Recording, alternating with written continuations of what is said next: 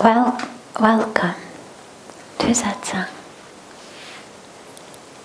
We're inside today due to the inclement weather. It's so beautiful though. It's dry, but all of the, whatever they call it, that which they put on the ground for everyone to sit on is soaking wet. So rather than make you all sit on something that's soaking wet, we thought it would be a lot better to bring everybody inside. But hopefully from tomorrow we'll be back out in the garden. This time, as I was mentioning in the Arati, is such a sacred time. And it's the time of really connecting to that power of the Divine Mother, that power of the Shakti that flows through all of us. It's not about women or men. It's about a feminine energy or a feminine principle that of course exists in men as well. So it's not about gender of a body, but it's about an energy of the universe. A beautiful energy of creation, of nourishing, of nurturing, of all of that we associate with the mother energy. And also that fierceness, that energy of Ma Durga, or Ma Kali, that really clears through us all of that we need to be free of. You know, as I was mentioning in the Arati, today is the day dedicated to Brahmacharini, that aspect of the Divine Mother. One way of looking at the 9 days is a different form of the goddess with each day.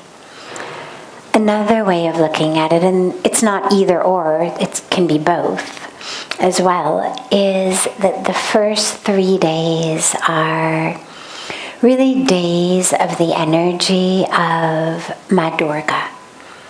That energy of that fierceness that comes through us and clears us out. It's the feminine of the energy of Lord Shiva. When we speak about that energy that people say destruction, but destruction sounds so negative and so final, and it's not that. It's not, oh, here we have something beautiful, now it's destroyed. It's a disillusion of that which is old, which is no longer working, which is stale, which is needing to be removed in order for that energy of creation to come. And so Ma Durga is that feminine side, and a lot of us can think of motherly energies. Our mother, our grandmother, a teacher, older sister, an aunt, whoever it may be, a female mentor, who's got that fierceness that doesn't always feel good. It's not warm and fuzzy and touchy-feely, and you don't necessarily want to curl up and, take a nap and go to sleep.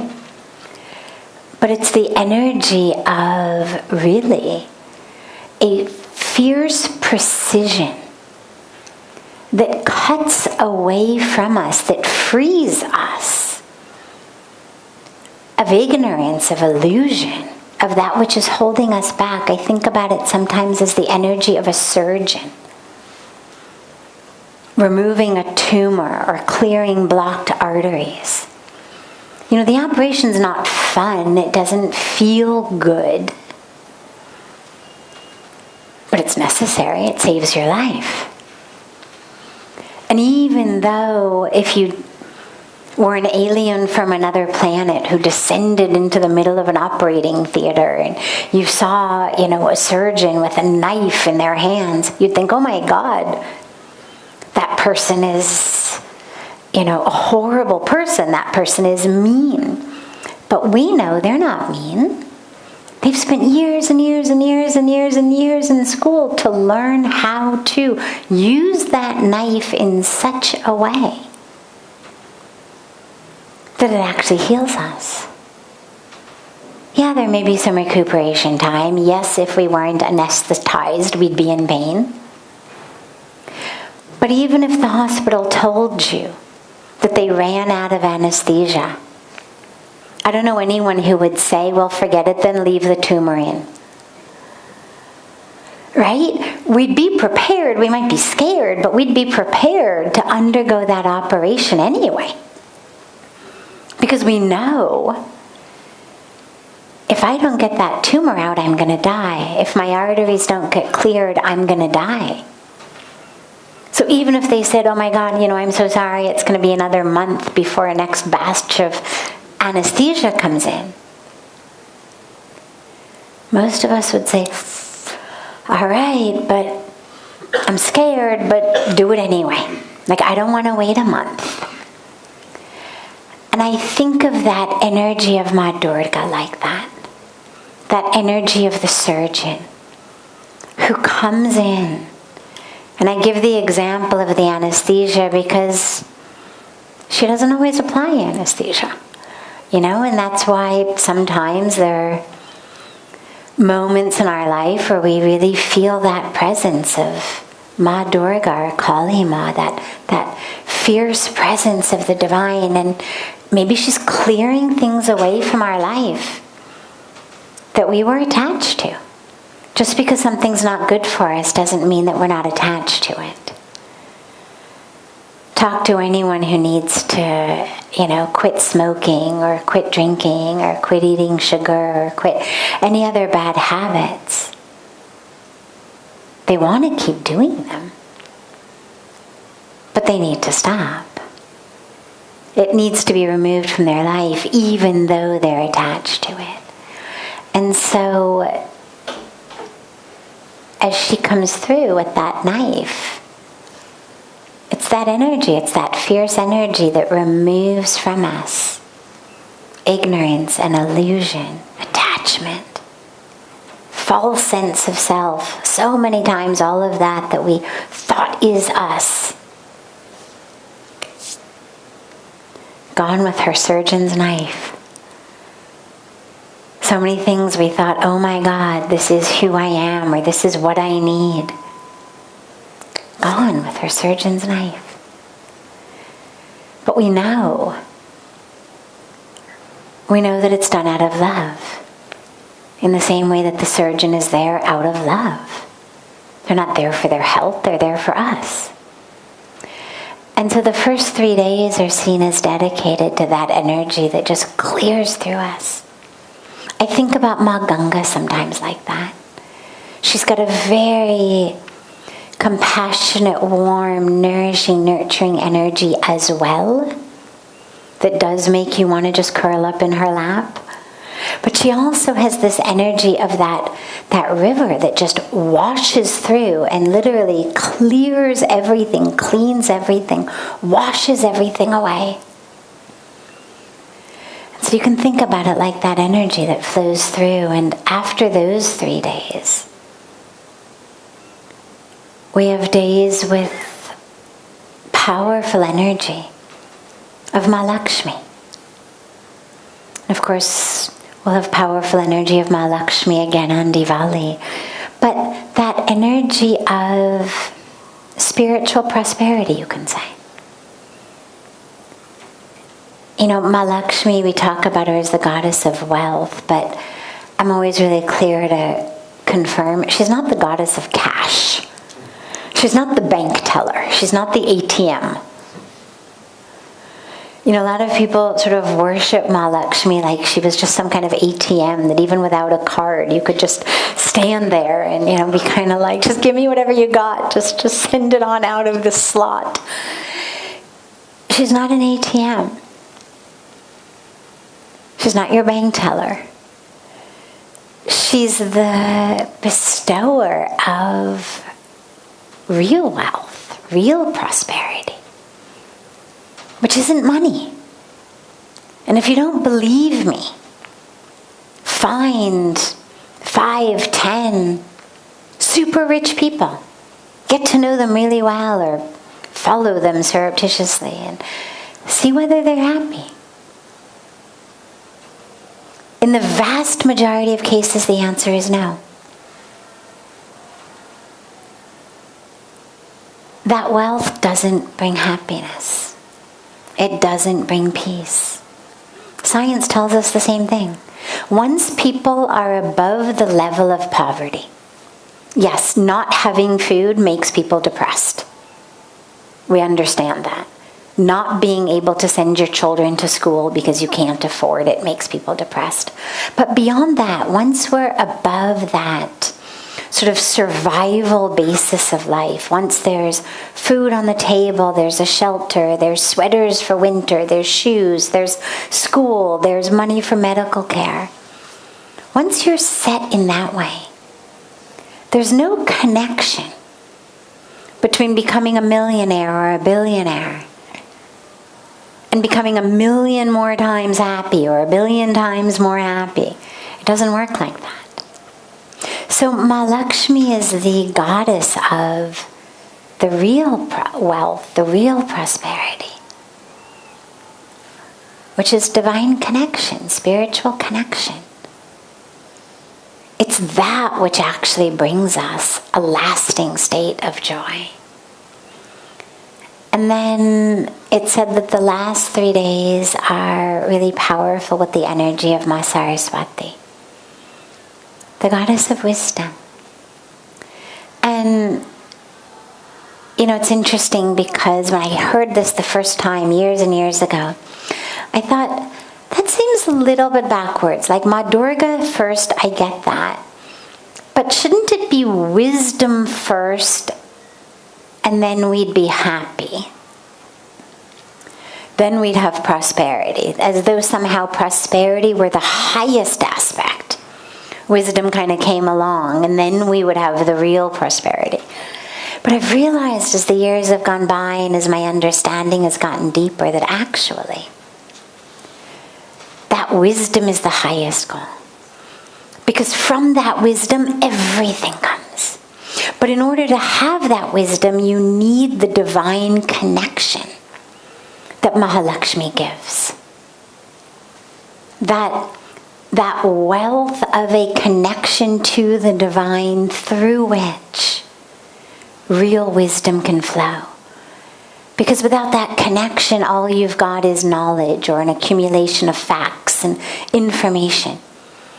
You can be very intelligent. You may have amassed a lot of facts. You may be able to assimilate them very well and give them back to the world on exams or in lectures or whatever. But you're not actually wise until that truth has become you.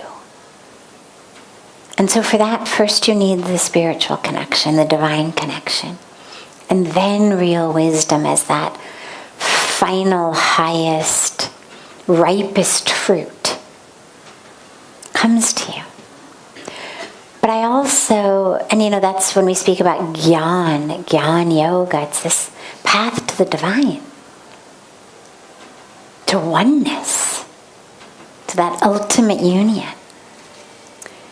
But what I also love is that Ma Saraswati is also the goddess of music. And the reason I love that is because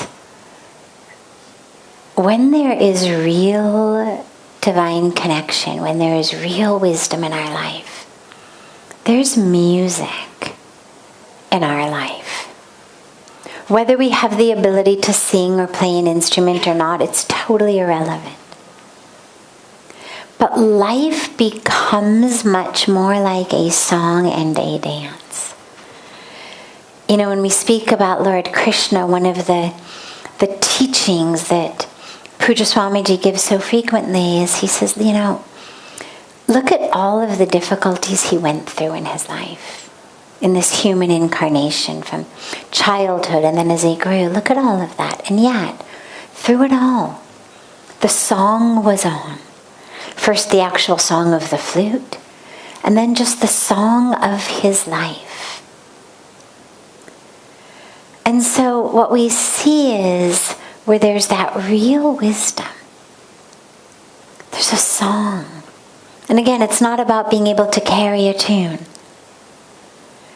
It's about just a music in life as life flows. That there's a harmony with the universe, an attunement with the universe. You know, if you've ever listened to a music band get ready, they're all talking about like attunement and syncing and harmony and this, and that's just between the different instruments. But that's what happens in life. When that wisdom is there, is that everything syncs.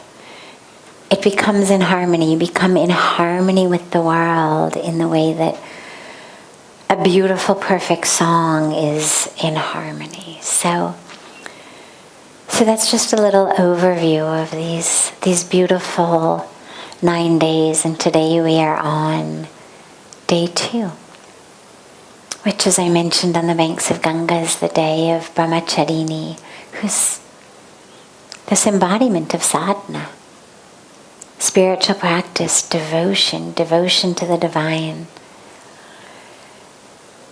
But if you see images of her, it's this light. She's like a ray of light shining. And it's that light that comes through our sadhana, through our devotion, through our purity. So this is that day of Goddess Brahmacharini.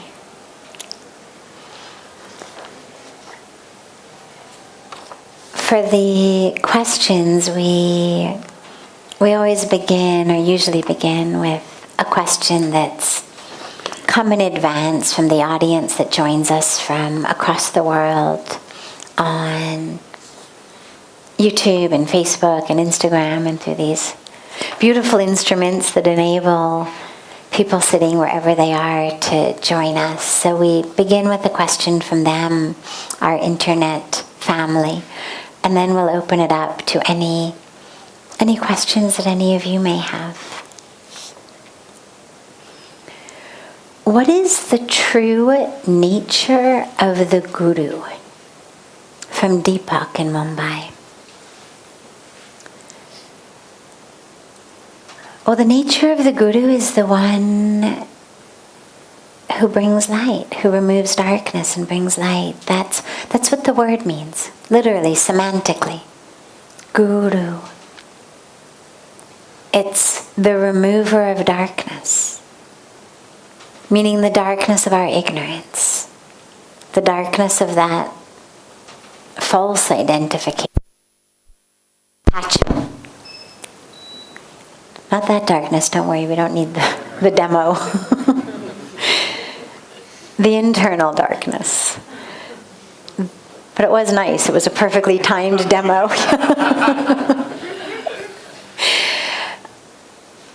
The darkness of our ignorance, our, the false self, as we say, that there's a veil that blocks us from seeing the truth, and that veil is dark. So the Guru is the one who removes that. So that with the Guru, a lot of us have the experience of feeling like we can see. Suddenly we can see. What we couldn't see, we can see. But it's not about seeing out in the world. It's about seeing the self. The light that the Guru shines is the light of us. So through the grace of the Guru, through the presence of the Guru, we are able to see the truth of who we are. The Guru is the one in whose presence you feel the light of your own self. And being able to see that, to know that, to live in that. And that's the nature of the Guru.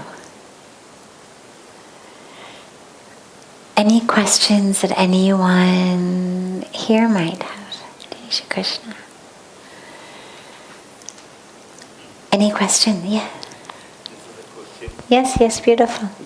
We have from Spain, somebody has asked, and happy Navaratris to all. How to achieve bliss? How do we realize the difference between happiness and real bliss? Beautiful. The difference between happiness and real bliss. Well, real bliss is actually an aspect of our true self, that capital S self, that supreme reality, who we are one with. When we say Sat Chit Anand, the Anand means bliss. Truth, consciousness, and bliss.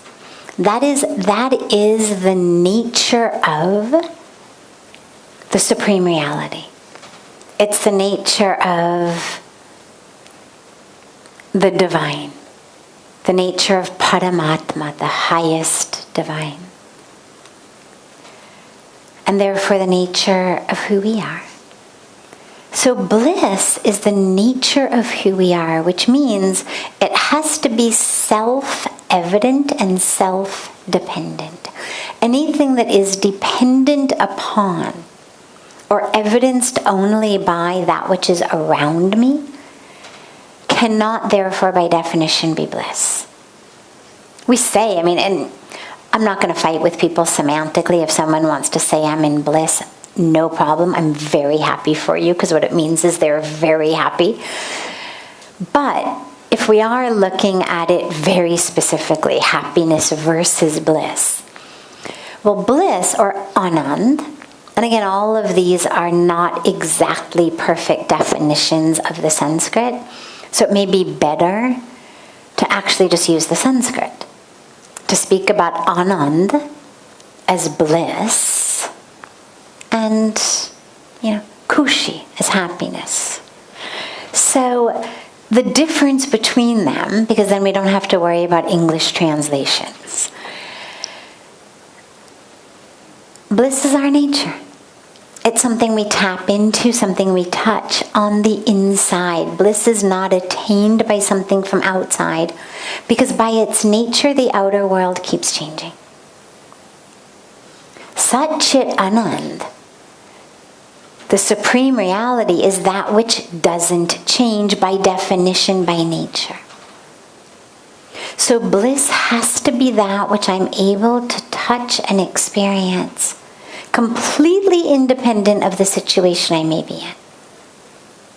Which means it's not about a moment of happiness or a moment of joy or a moment of rapture or a moment of ecstasy or a moment of this or a moment of that, because those are moments that are beautiful.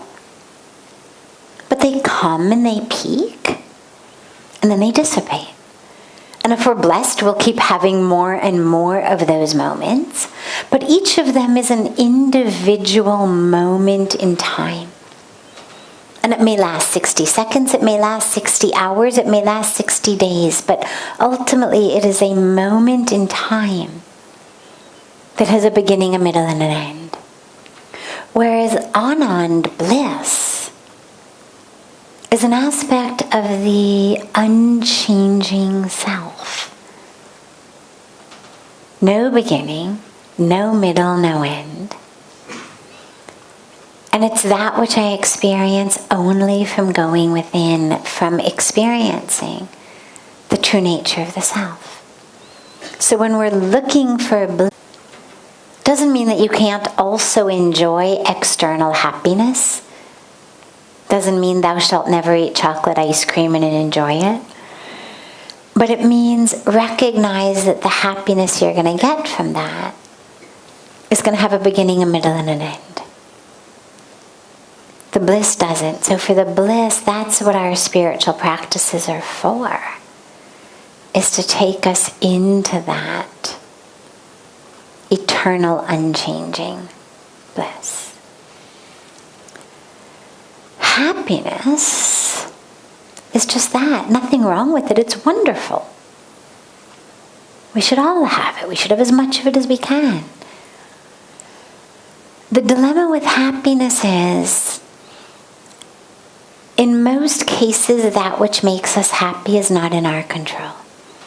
And that's where, along with happiness, a lot of times we also have sadness and frustration and resentment. Because if we go around and I say, well, what are the things that make you happy? In a lot of the cases, it depends upon other people. When my husband or wife does this or that, when my child does this or that, when my mom or dad does this or that, when there's a beautiful sunny day, so when the weather is doing this or that, when I am on holiday in the Caribbean. Okay, so it's when the universe is lined up in such a way. The dilemma with that is people don't dance according to our tune. They don't do what we want. I don't know anybody who wakes up in the morning thinking, what can I do to make this person happy today? Deep, beautiful sadhaks, people really committed to a spiritual practice, hopefully wake up with a feeling of, what can I do to bring happiness to others today, in a very kind of general prayer to the universe.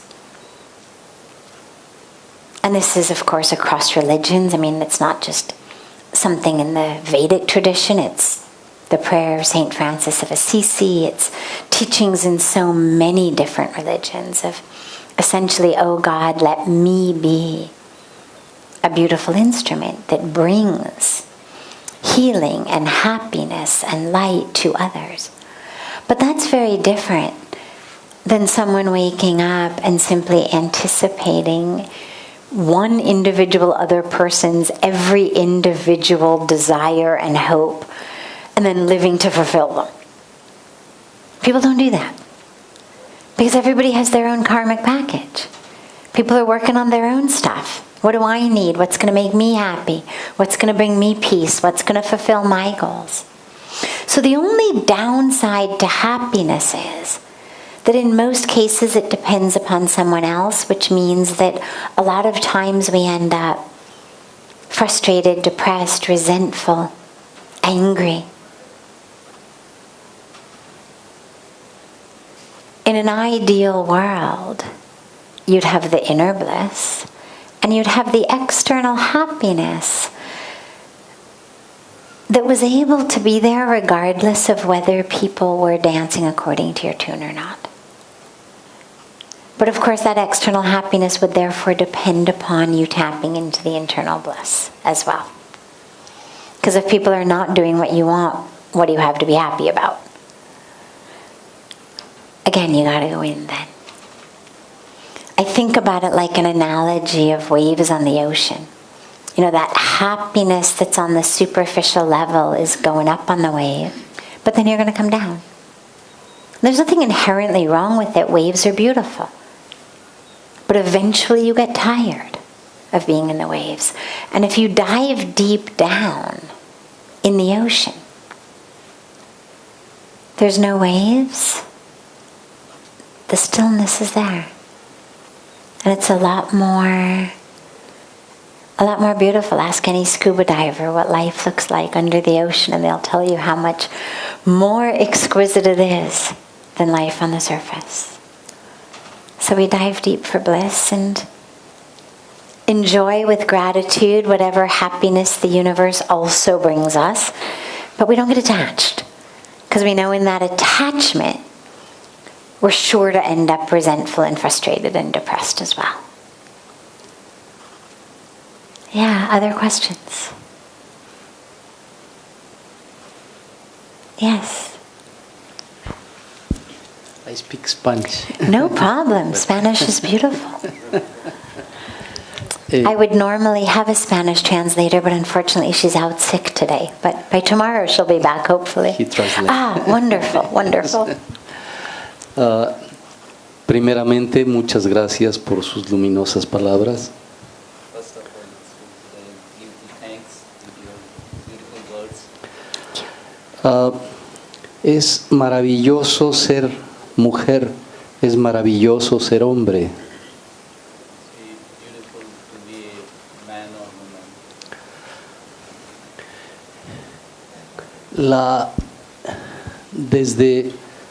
Desde este enfoque, ¿cuál es la relación más adecuada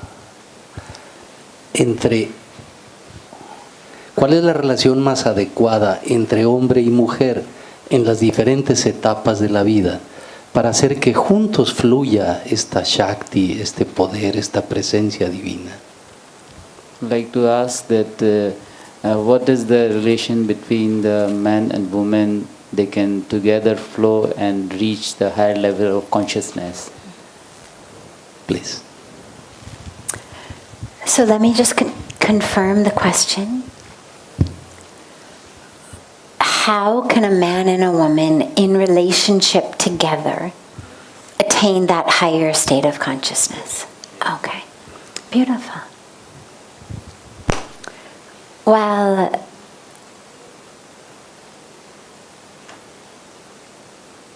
first we'll start with the man and woman and then we'll expand it.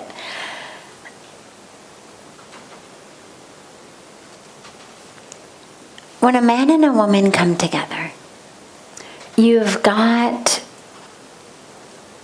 two very distinct, almost opposite in a yin-yang type of energetic way, energies. They're opposite, but they are complementary. In all of the spiritual traditions, there's so much about balance. Sun and moon. In yoga, when we talk about hatha yoga, well, hatha is sun and moon. We have sun, moon, we have yin, yang, we have all of these ways of understanding the balance of, in this case, two types of energies. Obviously, there's a lot of systems that balance many types, but as far as two types, what's important, first of all, is that they recognize that equal doesn't mean the same. A lot of times, and this isn't true only in a romantic relationship, this is true in our offices, in our companies, in our societies, in our communities, is that we're losing that beautiful and critical difference, variety, between masculine energy and feminine energy. And interestingly, though, it doesn't have to be masculine energy in a male body, feminine energy in a female body. Sometimes you may end up with different energies in different bodies. But if we look at it as far as energies and principles, it's important that we recognize both and realize how important they both are. And as we've worked for equality, we've lost some of the celebration of variety because we've created a situation in which essentially women have been told and come to believe that in order to be equal, they need to become like men. A woman can do a man's job. Well, of course she should, but why would she necessarily feel like she needed to? Variety is beautiful. We need to honor and celebrate variety while holding all of the different principles equal. But equal doesn't mean same. And so when you're talking about in relationship, if you have a man and a woman coming together in relationship and each of them is fully embodying that principle, what's going to be beautiful is for them to recognize and celebrate the difference of the energies rather than expecting each of them to be like they are. Why don't you feel like I do? Why don't you think like I do? But to recognize and celebrate the difference. It's also really important to realize that relationship is a yoga, meaning it is a path to God. And coming together is a path to God. And for people on what we call a Grihastha ashram phase of life, a householder life, that is their path to God. How to see the divine in the other. We're told, worship each other as the divine. See each other as the divine. See the masculine forms of the divine in the husband. See the feminine forms of the divine in the wife. See truly, not just a physical body, but see the presence of God in each of them. And use the relationship, use every aspect of it to get closer to God. It's very easy to get stuck in nitty-gritty details. Who's going to do the dishes? Who's going to grocery shop? Who's going to take out the trash? Who did more help? Who's nicer? Who cares more about the other one? Rather than that, to recognize this relationship is an opportunity to go to God.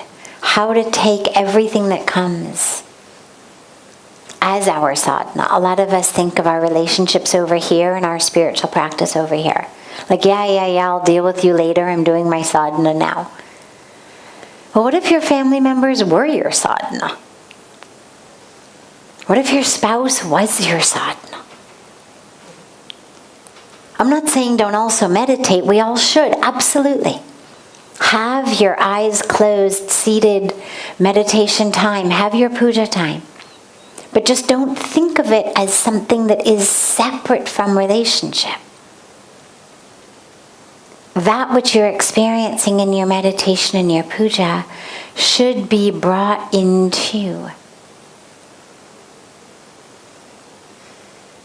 the relationship. And to really walk together, to walk together, to walk together. It doesn't mean that you have to like the same things. It doesn't mean you have to practice things in the same way. It doesn't mean that you have to have the same values. I mean, you can be vastly different. And use that relationship to walk closer to God, because the most important thing about connecting with God is an open heart. And there's nothing like a marriage to close down your heart. Right? I mean, there's nothing like having someone who you wanted to act a certain way, have them act a different way, and then the heart just goes like this. You were mean, you didn't do this, that was mean, and the heart just contracts. And whether we contract it for an hour or a day or a week or a year, we sulk, we slam doors, we ignore the person. And all of that is because our heart has closed down. But you can't connect with God with a closed heart. Even if you closed it at the spouse, it's still closed.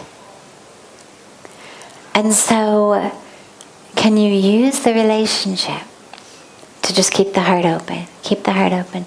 And I'm not saying everybody's partner is easy to live with. I know they are not. I'm not saying everyone's partner is even nice. Forget respectful and considerate. They may not even be nice. Can you still keep your heart open? Can you not allow that other person's words, actions, meanness, inconsiderateness, or just cluelessness. A lot of times we think someone's being mean when they were just clueless. It's not their fault. They weren't mind readers. They didn't know. We think they should have known. They didn't know. But not to allow that other person's cluelessness or meanness or inconsiderateness or actions or words to make us close our heart. Can we keep our heart open all the time? Because that is the key to divine connection. And if you can keep your heart open all the time in your marriage, then you have really allowed your marriage to be a yoga. You have really allowed your marriage to be a sadhana. You've really allowed it to be that path to God.